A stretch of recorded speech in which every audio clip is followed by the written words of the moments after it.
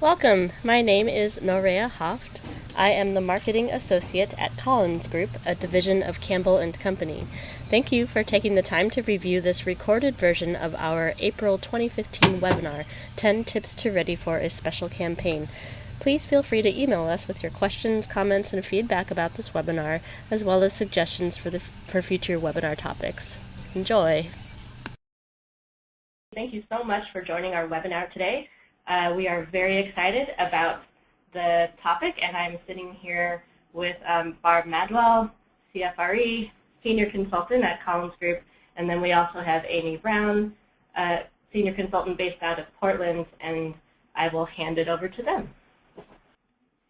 Hi everybody, this is Barb Maduell. As Norea said, I'm joining her in Seattle. I'm a senior consultant with Collins Group, a division of Campbell and Company. I've worked in the field for about 26 years. I work with clients in all sectors. I have a specific affinity for organizations serving youth, so both informally and formally. I also work with clients in arts and culture. I do work primarily in the Northwest, but I've also worked up and down the West Coast and nationally, and I am passionate about honoring and meeting organizations wherever they are and then helping them to realize their dreams and hopes through philanthropy.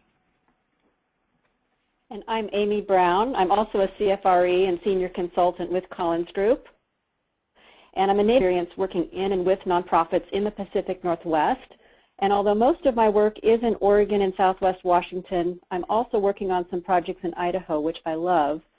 I've had the opportunity to work on campaigns ranging from $1 million to $39 million, and my specialties really include special campaigns, major gifts, and donor relations. We want to spend today building on your good work. This is a very old, but we think timeless and wonderful cartoon, and you can see it's at the top of the blackboard. It says fundraising campaign flowchart, and then a miracle occurs. Good work, but I think we might just need a little bit more detail right here. So you are representing organizations from throughout the Northwest and beyond as far as New England. You also are representing organizations of all ages, stages, sizes, and missions: education, human services, healthcare, the environment. You're already, as the flow chart says, raising money year in and year out for your ongoing programs. Amy and my goal today is to demystify the special campaign for you, and then, as we promised, to give you some really concrete steps that will help you ready for or launch a campaign. We're using the term special campaign because today we're seeing many organizations both prepare for and then implement campaigns that may or may not include capital, a building. They may promise to build long-term sustainability through a reserve fund, through endowment. They may be growing or adding new programs, and they may be building out or building new space, or most frequently it's a combination of all of the above, and you've heard that called a comprehensive campaign. First, we're going to share with you just some high-level principles that we think are applicable to all campaigns, and then follow with our 10 tips. And first, we thought it would be helpful for all of us here, Amy and I, and Norea and all of you, to know where your organizations are in setting your sights on a campaign. So we're going to ask you to take the following poll. How far along is your campaign? Are you contemplating one? Are you planning to launch within the 3 years? Are you hoping to launch within 3 years? Or are you in progress or wrapping up? Okay, so we're starting to get some results back. And it looks like about 20% of you are contemplating a campaign, 41% plan to launch within the year. Oh, that's exciting. And 22% hope to launch within 3 years, 16% are in progress or wrapping up. Great. And as Barb mentioned, before we dive into our 10 tips to help you prepare for a special campaign or improve where you are, we're going to talk some basic framework about campaigns so we're all on the same page. And if you remember just one thing from today's webinar, we hope it's the vision thing. Campaigns result from bold visions that describe how organizations will make the community a better place. And your vision isn't about a building or an endowment. It is a clear and compelling mission-based, service-oriented outcome. And just to give you an example, we're currently partnering with a museum on a campaign to build a coastal discovery center. And the campaign has never been just about a center. In fact, the center is very secondary to what will happen at it. This particular campaign is all about sparking children's curiosity, enlivening their problem-solving skills, and igniting their confidence through an interactive marine science program. Doesn't that make you want to get involved? So having an inspiring vision is really essential for campaign success because it helps you tap into your donors' core values and motivate support. So we just want to be sure you're really keyed into the vision thing. So let's start with a working definition for special campaigns. Quite simply, special campaigns capitalize on community values through your program. We often hear we're in a special campaign to build or buy a new building or to create an endowment instead of something that's far more powerful and mission-based and service-oriented, such as we're in a special campaign to ensure that more women can transition from situations of domestic violence to safety and independence. So to position your campaign for success, we want you to think about what a new building or endowment will allow you to do to further your mission and better serve your community. Of course, campaigns often include far more than just capital components. As Barb mentioned, they can help fund new buildings, renovations, long-term leases, equipment, reserve funds, new initiatives, program expansions, endowments, debt retirement, and with comprehensive campaigns, even annual giving. So a variety of components can comprise your campaign. Next slide, please. We want to just hit you over the head with this idea that it's not about you. It's hard to believe that given all the planning that you're doing as you prepare for a campaign. But we wanted to just remind you of a very old, almost 25-year-old, but we think powerful and guiding quote from K. Sprinkle Grace, which is, donors do not give to organizations because organizations have needs. They give because organizations meet needs. And this is very much to Amy's point. We call this leading with the why of your campaign, the benefit to the community as opposed to what you're doing, thinking about what it will make possible. And you know, as well as us, that this is true of all of your donor communications, but it's easy to lose sight of this in a campaign when there's complicated components or multiple components like a building or new programming in the mix. So what do the best, most successful campaigns accomplish? They accomplish many more things than reaching your goal. And we were just working with the client this morning and reminding them that raising X amount of money isn't the goal, but transforming your program by raising that amount of money is in fact the goal. So successful campaigns do transform your ability to serve the community, however you define the community better. And they also usually transform philanthropy in your organization as annual giving grows during and after a campaign when donors are very intentionally cultivated and solicited and a strong case is made. They also develop leaders, whether it's existing professional or volunteer leaders, your board, or new volunteers that you bring into the organization. It may be outside of their comfort zone initially to be part of a campaign, but if they're well supported, they feel a much bigger sense of ownership and confidence in the organization. It's a very, very natural opportunity to develop your existing leaders and also to find and develop your next generation of leadership. Your culture of philanthropy often grows as donors, staff, clients, volunteers, everyone that's a stakeholder in your organization has a deeper understanding of the role that philanthropy plays in the organization. It's not just a program, but it makes all your programs possible. Usually and obviously, the visibility of your organization increases. A campaign is a wonderful opportunity to shine a light on the work that you do, especially during the community campaign at the end when you really are inviting support from the entire community. A campaign has an opportunity to ignite supporters, whether it's inviting and igniting new supporters about your mission, it's creating a new heightened sense of urgency and loyalty for existing supporters, or it's re-engaging past supporters too. So let's talk about potential campaign pitfalls. A big one is when your community doesn't embrace your campaign vision. And just to give you an example, we recently completed a campaign planning study where it was very clear from the study results that the vision was too insular and didn't adequately address what the community considered to be most important. So armed with this invaluable study feedback, the organization is now retooling its vision so that it can satisfy not only its strategic goals, but also tap into its donors' core values so it can motivate support. Another is limited due diligence. When you don't ensure that your campaign scope and goal are research-based, that is tested with your stakeholders or based on realistic projections, your project costs or needs, then you definitely have some questions that you need to address. And we want to be sure that you're moving forward with a campaign that's based in reality so that you can succeed. A third pitfall is lack of volunteer leadership. If your board members or other volunteers don't know how or are unwilling to take on leadership roles with your campaign, this could be a big problem.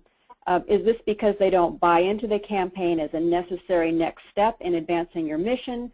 Or perhaps your members are just lacking the skills, experience, or confidence needed to lead a campaign. It's really important to clear that up before you get going. Moving on to your prospects, do you have too few? Or are you lacking qualified, logical pool of prospects that are ready to make these stretch investments that are going to make your campaign vision a reality? Is your staff prepared? Do they have sufficient expertise about how to shape a vision or a campaign plan to realize that vision? Or are they stretched so thin that they don't even have time to support the increased volunteer and donor activity that a campaign will generate? Next slide, please. Let's do another quick poll. If you are planning a campaign, in the midst of one, or have recently completed one, which of the following pitfalls rings truest for you? Is it a lack of vision, a lack of leadership, not enough prospects, or perhaps your staff is just spread too thin? So 10% of you said it's the lack of vision, 10% said a lack of leadership, 43% said too few prospects, and 37% said staff spread too thin.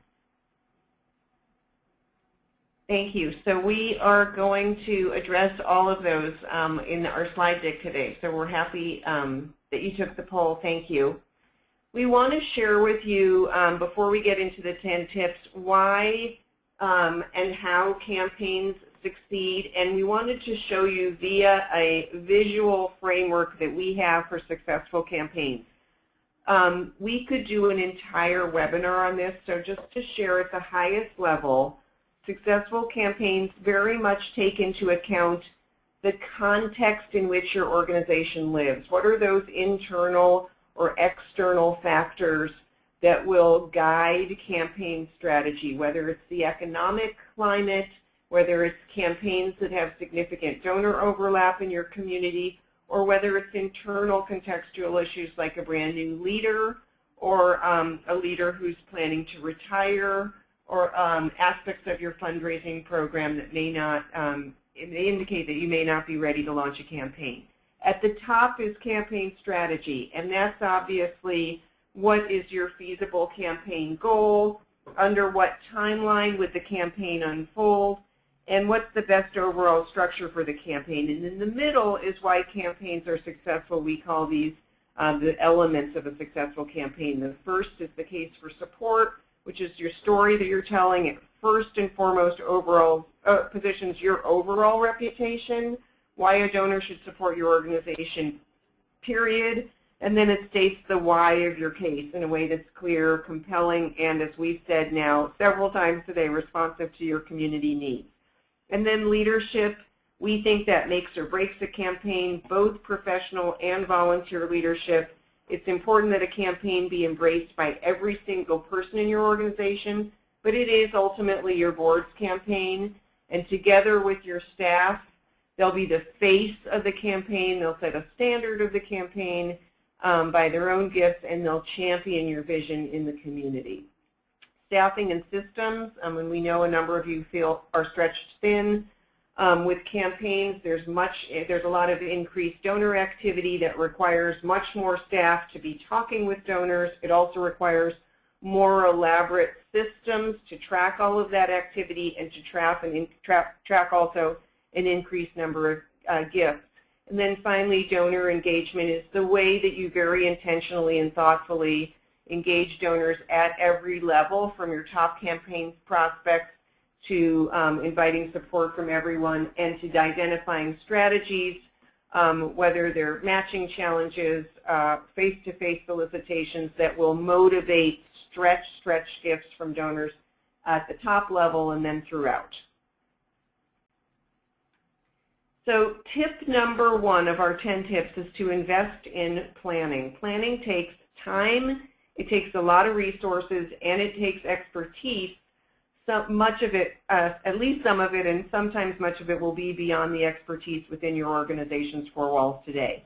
It can take 2 to 4 years to ready for a campaign or more, but it usually doesn't take the 2 months that your board may want to devote to it. And we often hear we're on a rushed timeline, but you're very much on your donor's timeline, and that involves having very thorough plans. Planning involves all key staff working together, as well as board committees and perhaps a number of task forces. It is a very sophisticated and complex process, and it more often than not requires a variety of experts, not necessarily starting with architects, but counsel for strategic planning, financial planning, fundraising planning, space planning. It's often paid for out of the earliest gifts that are from close-in supporters. Those could be board members, it could be other donors, and it is usually beyond the typical operating budget. Some organizations use reserves instead of early gifts, but if you think of your campaign as 95% planning, 5% actually asking for gifts, the importance of the planning is very clear. So what are the different elements of planning? Obviously at the beginning is strategic planning, where you're headed and why, organizationally as well as programmatically. Is there internal alignment about this? Donors will very much want to know your vision and how you intend to get there. Master planning, if there's a capital campaign, where do your plans fit into a larger vision for your building, for your campus? Programming, what are your core programmings? What are your priorities for growth? What's holding you back? And most importantly, how through your campaign vision will programs expand either your existing programs or new programs? How will they improve? How will they reach more people? The business planning is what will this vision cost, your strategic priorities and the specific vision that comes out of it. With what sources of funding will you pay for it? Philanthropy will pay for all of it. Will philanthropy pay for some of it? Are your operational finances solid? What will your bottom line look like after you've expanded through the special campaign? So what is a pro forma for the future? And then finally, the development plan. How will you raise the philanthropic dollars needed to realize your vision to support a bigger program? And do you have a pretty good idea of what those strengths and weaknesses are? Tip number 2 is to build brand awareness. By this we mean clarifying your identity, your niche, your audiences, and then sharing your impact loudly and proudly. So this is a time as you're planning for a campaign to ask hard questions. What known are you? What promises does your mission make about meeting needs in your community? And how trusted is your organization in actually delivering on those promises? What does your organization do better than any other organization? We call that your only we. And then who are the natural audiences that should know about the work you do, who do know about the work you do? How well do you convey very specifically the impact of your work to those audiences? And is it time to change your name, your visual identity to better reflect what you do and why you do it? Just as a simple example, we worked with an organization that did a $25 million campaign in Montana. They had 9 different program areas serving at-risk young children.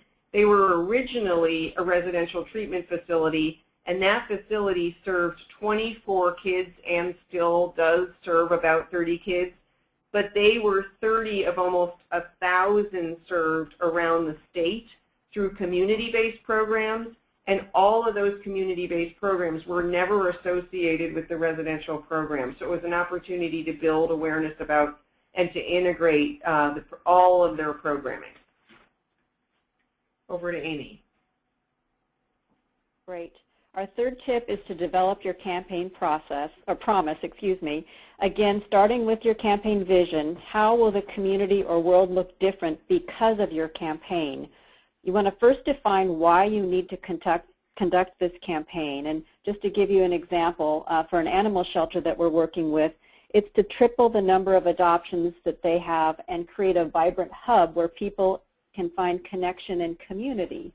And then after you've defined the why, define the what you will do. So build a new facility so that they have the capacity to do the why, which we've just discussed.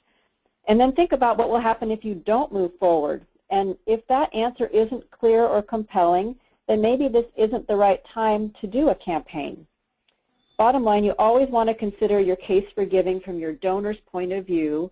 And remember, it's not about you. It is about the community needs that you're meeting. So starting with context, in what societal context or landscape are you working, and how will the current state of your nonprofit and your community inform your campaign strategy? Back to the animal shelter. When we started working with them, it was very clear that they had a recent fire and mudslide that increased the awareness of the need for the shelter to be improved. And also they got a significant contribution that allowed them to purchase a large plot of land. So it made the timing just right for them to envision this new sizable facility so they could triple the number of adoptions and create this hub. So that's just one example. But why also we want to look at the urgency. Why is your work and your campaign vision urgent now? What is it that's creating that urgency? And can you explain specifically how the project will benefit the community that you serve and the greater community beyond your organization? Why do you need donors? What difference are they going to make? Why is philanthropy important, and why should they invest in your campaign? And since the vision thing is of utmost importance, I want to share a few examples of campaign vision statements that talk about creating change in the community. So for example, creating an endowment is not a vision, but making sure that every kid has a chance to get well, stay well, and become a successful adult is a vision. Again, supporting a clinical research center is not a vision, but eliminating cancer as a major cause of human suffering and death is a vision. And lastly, for example, renovating our vet facilities is not a vision, but repaying our pets unconditional love is a vision. The fourth tip we want to talk about is engaging your board and staff. Clearly, engaging your board in planning is a key first step in investing them in the success of your campaign. And it's very important to note that the type of investment we're talking about does not happen in one board meeting. This is your board's campaign. Collectively, your board's members are responsible for making sure that the campaign meets community needs, that the campaign messages are clear, and that resources are allocated appropriately, and that funds, whether they're from government or donors, are stewarded judiciously. However, for many of your board members, this may be their first campaign, and they may not know how to move from, say, campaign planning mode into campaign mode. So it requires a high level of education, both about their collective roles as a board and their individual roles as board members. They don't have to do everything. Clearly, it's your job as a development person to help them find the role that suits them and to give them the tools, resources, and support that they need to succeed. I think we all know that there's a role for everyone in fundraising, and that really applies for campaigns. So all of your staff, not just the development team, play critical roles. And we want to figure out ways that everyone can get involved, from your receptionist to your finance team to your executive director, program staff, and of course your development team.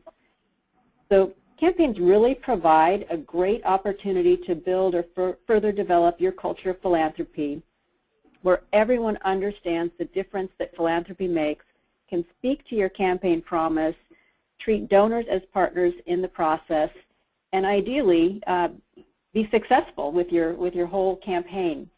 The bottom line is you want to alleviate fears, build confidence, and hopefully have some fun. So let's do another poll. What do you think is your board's biggest obstacle with special campaigns? Is it a lack of consensus regarding the need or scope for a campaign? Is it fear? Have they had a bad campaign experience in the past, perhaps? Perhaps it's inexperience, their first special campaign, maybe. Maybe your board is overconfident and they're underestimating the time it will take or the resource investment, or something else. Okay, so looks like 9% of you said a lack of consensus, 4% said fear, 57% said inexperience, 11% said overconfidence, and 19% other.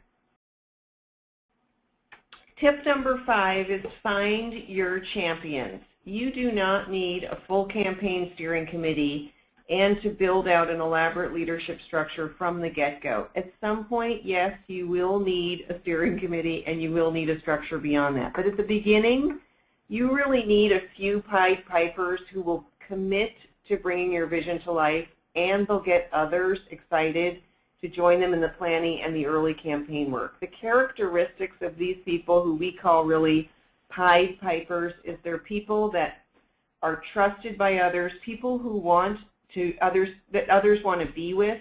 They know how to have fun, and others will follow them. In terms of staff, they are your very, very, very best storyteller champions. They never have to ask for money, but remember, they are responsible for the program that your new building or your expanded programming will make possible. And we just wanted to tell a quick story about, we had a human service client that was cultivating a 7-figure lead donor. And that donor had a number of interactions with a member of the direct program staff, and it was through those interactions that the donor stepped forward and said they would be making one of the largest gifts to the campaign. So always remember and let your board, your staff know that they are experts. The board will play a vital role, and they do own the campaign, but at the same time, look beyond the board for your early champions. We're working with the campaign where the champion was a board chair for many years and no longer wants to be part of governing the organization, but does want to lead a transformative effort. And so very much engage your board members in looking at the opportunities to find those people who haven't served on their board but want to be the Pied Pipers that others will follow.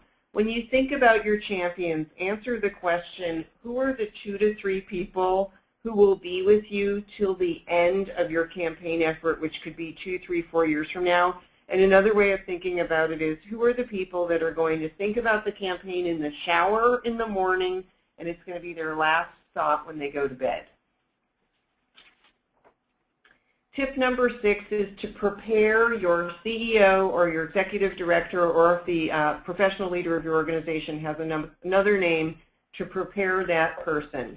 CEOs and executive directors typically are content experts, and they have no reason to know how to plan for or implement a special campaign unless they've done one before. So they'll need training and coaching as well as courage and faith. They often come in human services out of the social worker realm. They may be educators, they may be policy people, they may be artists if they're arts and culture, but in any case they will need to have the training and the time to dedicate to campaign planning and the campaign implementation. But when they have the time, training, and resources, they can, unlike anyone else, be a voice of optimism for the campaign. They can be a natural partner to any volunteer, and they are every single donor's peer when it comes to explaining the mission and vision of the organization. They do need to be given the time, space, training, and room to make the campaign their #1 priority and to ensure that it's the organization's #1 priority as well. Our 7th tip is to include donors at the table.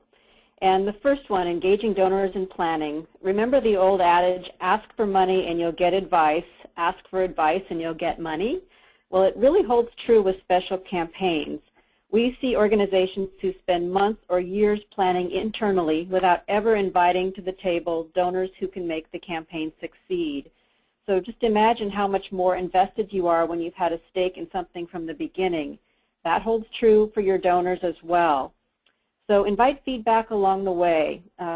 First of all, donors who are engaged early on have a vested interest in your vision being realized. And so when you invite in feedback throughout, they are much more engaged. And when asked, most are happy to provide suggestions to engage other campaign prospects. Let's go on to the next slide. Who are these prospects? Our 8th tip is basically identify your top prospects. So who are these folks?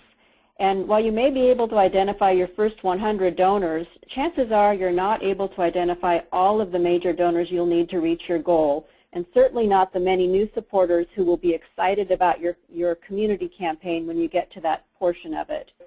So in addition to mining your own database, you want to leverage the passion of your donors that are already invested in your cause to help you identify and invite in new folks. Remember the obvious but powerful fundraising basics. Peers are more likely to give and more likely to give more when asked by a peer. So contrary to the hopes of many nonprofits in the Northwest, Bill Gates and Phil Knight are not going to give to every campaign. Your particular prospect pool is usually the most logical source of funds. So you want to begin with donors who are already in your pool, who believe in what you do, and who want to see your impact grow. So let's walk through the bullet points on this chart. Since individuals are the largest source of philanthropic revenue in the country, I think it's over 80% when you count bequests, and they tend to focus the bulk of their giving in their local communities with organizations they know and trust, it is essential that you start your prospect identification process with an assessment of the folks who already support and are engaged with your organization. And to help with this assessment, we suggest you rate and rank them according to a few key criteria. So starting with their connection with your organization. How are they aligned with your mission? What good relationships do they have with one or more of your key leaders? Are they long-time or significant donors to your organization? So just sort of what is their connection? The second is their commitment. I look at this more as the how they demonstrate that connection. So what's their level of engagement? Do they serve on a board, on a committee? Do they never miss your annual gala? Are they hosting gatherings sometimes to introduce others? So how are they demonstrating their commitment to your organization? Thirdly, their capacity. What is their capacity to make a significant investment in your campaign? Have they given substantially to you in the past, or perhaps given to similar organizations at a high level but not yet to yours? Or have you done some sort of a wealth screen or capacity analysis and that they rate high and you've been able to verify that they indeed have that capacity? The second, the rule of 12. Experience tells us time and again that your top 12 campaign gifts are going to make up more than 50% of your campaign goal. And in the hundreds of campaigns that Collins has been involved in over the years, we've almost never seen this rule broken, except, of course, when it's taken fewer than 12 gifts to make up half the campaign. So if you can't get those top 12 gifts, your campaign could be in jeopardy. It's just a good rule of thumb. Another rule is the 90-10 rule, and that is the top 10% of your campaign donors are likely to give 90% of the total gifts to your campaign. Those are typically what we call your keystone or leadership donors.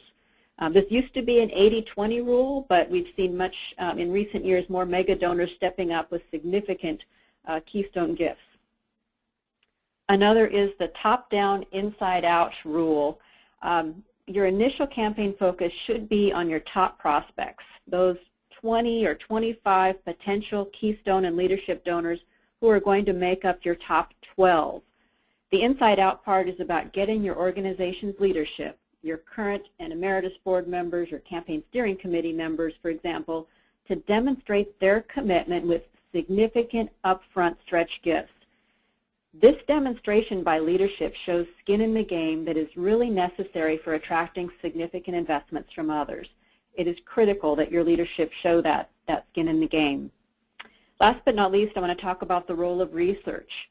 Whether you have the resources to just do a Google search or you have a staff of prospect researchers, special campaigns invite once-in-a-lifetime or stop-and-think gifts that warrant careful consideration on your part. And research does not replace donor conversations. It really informs it. It allows you to ask informed questions and propose thoughtful asks that correlate with your donor's specific values, priorities, and life circumstances. Next slide, please.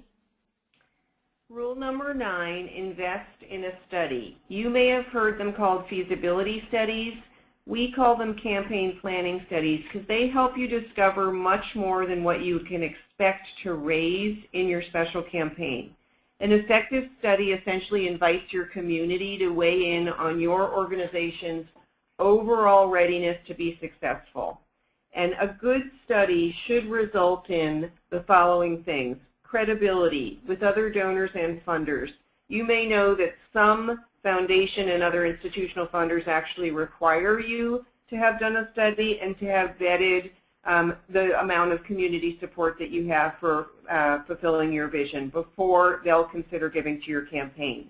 Engaging leaders and prospects, Amy and I have talked about this today, but a study is a wonderful opportunity to engage insiders starting with your board and also those who you want to get closer to. It's a time-limited process, about 4 months on our end, and so it's just a good way to engage busy people to test out potential campaign leaders that you may or may not know to be strong leaders around a table, but hope they might be, and also to bring skeptics to the table because it's a thorough planning process and it may answer many of their concerns. It will help you position, perhaps most importantly, what your priorities are as the communities, and then to develop the key messages around those priorities that will help you to talk about the campaign promise in a way that's compelling and urgent. It, of course, will help you identify a realistic philanthropic goal, along with perhaps what the other sources of support may be, and who your constituencies for support may be. It will allow you to determine the infrastructure, the staffing and systems that you'll need to implement a campaign while you're doing all the other important work you already do each day for your ongoing operating support. And finally, it'll help you consider the timing of your plans in the context of, as I mentioned earlier, the economic climate or perhaps competing campaigns or campaigns that you should be mindful of in your community. And finally, rule number 10, spiff up your system. A campaign involves much more activity in your development office, both activities with donors, face-to-face meetings and events, and also many more gifts, and gifts that are more complicated because they are multi-year pledges, and some of them, depending on your campaign goals, may also be deferred gifts. So this is a time to look at and review your board-level policies. Do you have policies in place around gift acceptance, gift acknowledgement, gift recognition? Do you have a policy around donor confidentiality as peers go out and talk with peers? If you're growing endowment, do you have policies for that? Spending policies, investment policies? So looking at all of the policies that will make sure that your campaign is guided and gifts are guided in a consistent way. Also looking at the procedures and protocols internally for managing, again, more activity and more gifts that are being recorded. You'll gifts in your system, and how will you report gifts out, and who will you report them to, and how frequently. You'll also look at how you manage all this increased data. Do you have the right software? Do you have the right modules on your software? Are you perhaps using an Excel spreadsheet? If so, how will you use that? How will you use simple data management to make sure that your campaign, all of the efforts of your campaign and all of the gifts of the campaign are managed accordingly? And that requires an alignment with your finance office. Often the finance office is also unprepared to take on opportunity at the beginning of your campaign planning to sit down with finance and talk about what it will mean to have multi-year pledges, for example. How will you book? How will you report out new sources of revenue or new capital on your balance sheet? And then finally, bonus tip. Yes, we always have to have a bonus. When it comes to campaigns, ignorance is definitely not bliss. So consider inviting someone who's been through a campaign to visit with your board at an upcoming meeting for a Q&A session just about campaigns. And you might ask them to talk about their campaign successes and challenges, what they wish someone had told them, their biggest surprises, their greatest rewards, and of course, how to have fun with campaigns, because we may as well enjoy what we're doing, and campaigns can be tremendous fun as long as you have your ducks in line and you're engaging folks appropriately. So it looks like we have 10 to 12 minutes for questions. So Nerea, I'll turn it to you to provide us with some of the questions that have come in during the session. So here's a question from John. He asks, are you seeing the nonprofit financial climate improving? This is Amy, and we are seeing it improving. You know, economic indicators are up. Giving USA and other sources have indicated that the growth in philanthropic giving is looking positive in the years ahead. Of course, that's barring any major economic crises or something that comes up. But we're definitely seeing more consumer confidence and donor confidence that's following that. So yes, Barb, anything you'd like to add? Because the economic climate is relatively strong in the Northwest, we are seeing a lot of campaigns, and so really, really important that they're distinguishing the mission and the vision and knowing, being mindful that there are donors that are being asked for to support multiple visions and campaigns. Question from Jackie. She wants to know, what are some of the I wish I had known that you hear from clients?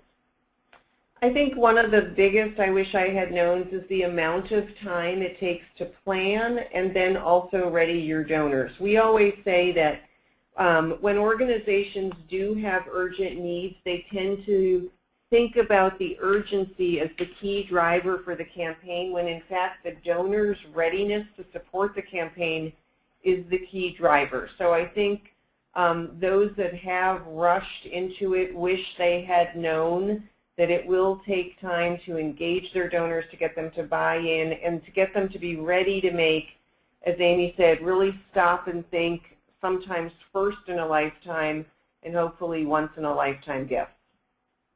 And I'll add the importance of the case for support being from the community perspective and really involving your donors, whether it's through a study or some other way, in helping to shape that case for support so that what you're taking out there resonates and will attract the support that you're seeking. Great. Thank you, Barb and Amy. The next question is from Jason. Are there any different considerations with a campaign around significant anniversaries versus capital needs or other programmatic needs? Jason, it's a fantastic question, and we like to say people don't give to birthday candles. The same goes true for a campaign that is around a significant milestone in the life of your organization. The campaign vision does need to be urgent, and it needs to be responsive to community needs. That said, an anniversary is a fantastic natural milestone for engaging people that may not have been engaged for a while, and to, as we said earlier, really shine a light on your organization, but it's not typically a rationale on the donor's part for making a gift. Great, thank you, Barb. Okay, next question is from Beth. How do we close a campaign that doesn't meet its goal? Looking for tips on a positive spin. It's always helpful to have non-financial goals as well as financial goals when you go into a campaign. So further engagement of a particular donor group, or getting a program up and going, but maybe not at the level that you thought, but just having some very clear financial and non-financial goals. And extending a campaign is not without, that can happen as well and can be very appropriate. I've also seen campaigns that have been continued basically in a more quiet way after the official time frame concludes. Barb, would you like to add to that? No, I think that's great. I think it's very, very true. Okay, here's a question from Corey. What if the board of directors was not put together as a fundraising board and do not have the capacity to make stretch gifts? Another really great question. Thanks, Corey. And I think that we need to be mindful that every single person has the capacity to make a personally meaningful stretch gift. Your board members may not have the capacity to make lead gifts, especially if they weren't assembled specifically as a fundraising board. So I think two things to be mindful of as you prepare and plan for a campaign. That's the same time to look at your board composition and to perhaps and hopefully add people that will be lead prospects to the campaign if that's appropriate to your mission. And otherwise, we've worked with organizations where the total collective amount raised by the board was not necessarily a large percentage of the campaign, but everyone in the community knew that board members had stretched, and that stretching and their ability to go out and say, I made the biggest gift of my life, was very inspiring to people and set a tone for everyone in the community to step up. So distinguish between capacity to make large gifts and capacity to make gifts that are personally meaningful and stretch, and that will look very, very different for everyone. And I'll add, when you're raising funds from a board for a campaign, you want to provide them with different ways to make those stretch gifts. So your campaign may be a 3-year campaign, and you may be offering 3-year pledge ranges for most of your donors. But for your board, you might give them a 5-year, multi-year span to make their gift. Or you might, if it's appropriate for the campaign, give them opportunity to make a portion of it in a deferred gift capacity, encouraging them to secure matching gifts from their employers, or perhaps to make a family gift where they involve others. But there's many ways to try to expand the board's capacity for giving to a campaign. Great, thank you. It looks like we have time for just a couple more questions. Here's one from Susan. I liked the message that a campaign vision needs to be clear, compelling, and urgent. It's easy to see how a campaign for a food bank or homeless shelter could be urgent, but what about those of us working in arts and culture? How can we create an urgent vision for an arts project? This is Barb, Susan, another really great question, and we're working with a number of arts and culture organizations that now are in campaigns. Some of them have a capital component and others don't and are looking to sustain their vision. But in any case, think about, in arts and culture especially, the vision may not be urgent in the way we think about organizations addressing hunger or more immediate social issues, but it's certainly urgent that your mission stays relevant. And what is relevant in the arts and culture landscape is obviously changing and shifting almost tectonically these days. So in order to stay relevant and meet new audiences where they are, what will your campaign vision make possible? So I think it's shifting it a little bit to the urgency of being relevant. And I'll add, you can help build on that urgency by using challenge grants, for example, that will double the impact or triple the impact depending on what your challenge might be, because that provides a real added benefit and a time frame typically that helps create some of that urgency. Okay, one more question. This is from Elizabeth. What happens when a campaign was launched without a comprehensive campaign study and the campaign has stalled at the halfway mark? Thanks, Elizabeth, for a hard question. So we are working with an organization right now that did do a study. The study was not necessarily thorough, and so they did not know exactly what they had ahead of them. And so there's analysis that can happen when you are at 50%. An analysis of who is in your pipeline. Do you have enough people in your pipeline? If you develop some different strategies to engage them, may step up to help you reach your goal. Is there an opportunity to bring in new board members? or campaign volunteers that have perhaps the energy to take on the challenge after you've done the analysis. So it's really two different things. It's analyzing whether your pipeline will enable you to reach your goal, and then if that's the case, how can you infuse the campaign with new leadership that will reach out to perhaps new prospects or the prospects that you have.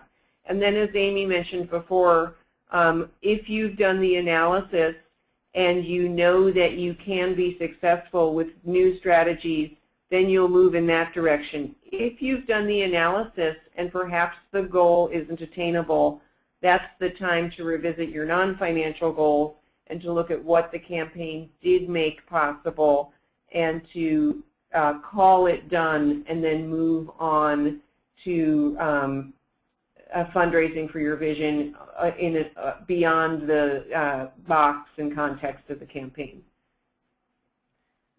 Okay, great. Well, thank you again, everyone, for joining us today. We do know that you have a choice with who you fly with for a webinar, so we're very thankful that you joined Collins Group today. I want to point out that we have another webinar coming up on Thursday, May 7th at 10 a.m. Pacific time.